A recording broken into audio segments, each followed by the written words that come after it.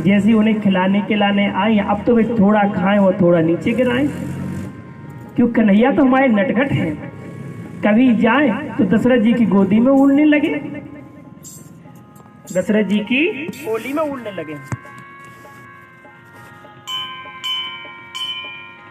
दशरथ जी की ओली में जाएं और ओदी में जाके उड़ने लगे। अब तो मैया उनकी घबराने लगी कि ये क्या हो गया।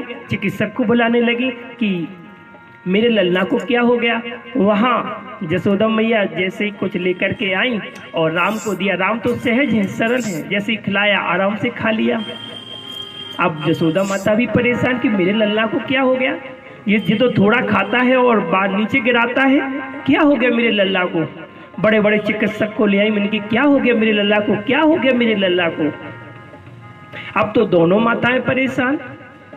और वहां वे कन्हैया हमारे कहूँ दशरथ जी के पास जाए, कहूँ पीठ पर चढ़े, कहूँ ऊले और खाना भी जैसे खिलावे को होवे तो थोड़ा खाएं और थोड़ा नीचे फैलाएं।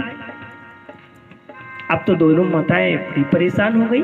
उन्होंने कहा ऐसा क्या हो गया मेरे लल्ला को।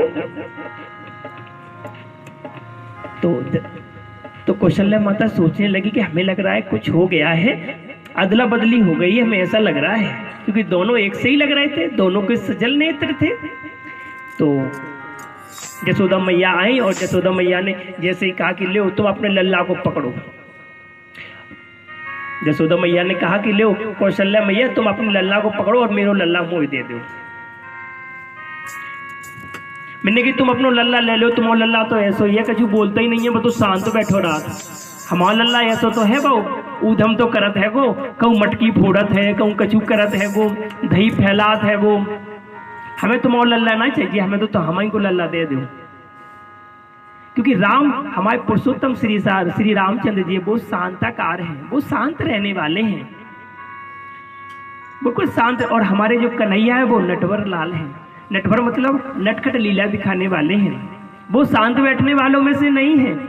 आपने रामचरितमानस को देखा होगा तो इसमें तो बिल्कुल रामचंद्र जी का स्वभाव बिल्कुल शांत है, बिल्कुल शांत, वो कुछ कहते ही नहीं है। और कन्हैया का चरित्र आपने देखा होगा तो वो तो लीलाएं दिखा रहे हैं, कहीं गोपियों की मटकी फोड़ रहे हैं, कभी माखन चुरा रहे हैं। वो नटखट लाल हैं, उन्हें कुछ ना कुछ लीलाएं करनी है। और हमारे प्रभु रामचंद्र जी हैं वो बिल्कुल शांत आकार है, बिल्कुल शांत रहने वाले, कुछ कहने वाले नहीं है, बिल्कुल शांत स्वभाव है रामचंद्र जी का। कलयुग केवल नाम आधारा, सुमिर सुमिर नर उतर ही पारा। कलयुग में केवल नाम की ही महत्ता है। आप कुछ नहीं करो कलयुग में, केवल में अगर आप भगवान के नाम का कीर्तन करते रहोगे तो आपका जीवन आपको मोक्ष प्राप्त हो जाएगा और आपको 84 लाख योनियों में भटकने की जरूरत नहीं है। राम ही केवल प्रेम प्यारा, जान ले हो जो जानन हारा। राम ही केवल प्रेम से प्रकट होते हैं भगवान। और कलयुग में ऐसा भी वर्णन आता है कि अगर कोई व्यक्ति सच्चे मन से अगर प्रभु रामचंद्र जी की सेवा कर ले या ठाकुर जी की सेवा कर ले तो उसको सपने में इनके दर्शन मिल जाते हैं। क्योंकि कलयुग में भक्त गिने चुने होते हैं, ज्यादा भक्त नहीं होते हैं। कलयुग में भक्त गिने चुने मिलेंगे और जितनी सहजता से आपको एक कलयुग में भक्ति मिल रही है वो आपको और युगों में नहीं मिलेगी। हजारों वर्ष तपस्या करना पड़ेगी, डीम लग जाएगी, कभी तब दर्शन होंगे। और कलयुग में इतनी सहजता की है कि अगर आप केवल मन से नियम बना लो कि हम इतने समय प्रभु की सेवा करेंगे तो आपको इनकी प्राप्ति हो जाएगी। क्योंकि राम राम की लूट है और लूट सके तो लूट, अंतकाल पछताएगा जब प्राण जाएंगे।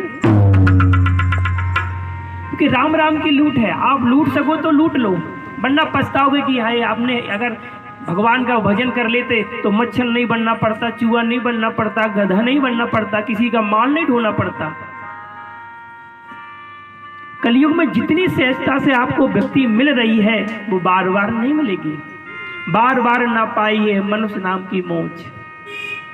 और भगवान के भक्त गाओ तो भगवान के तो अनेकों भक्त हुए हैं, अनेकों भक्त हुए भगवान के, ऐसे ऐसे भक्त हुए हैं कि जिन